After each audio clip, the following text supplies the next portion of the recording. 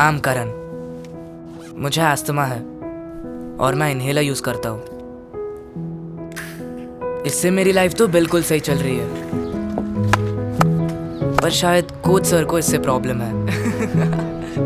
करण, ये इनहेलर्स काफी स्ट्रांग होते हैं ना बेटा?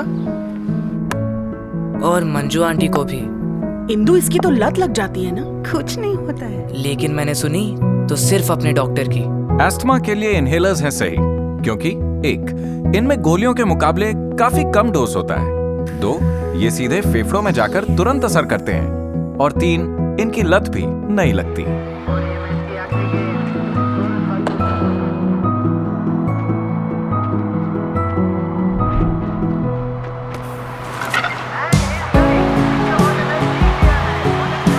अस्थमा के लिए इनहेलर्स है सही।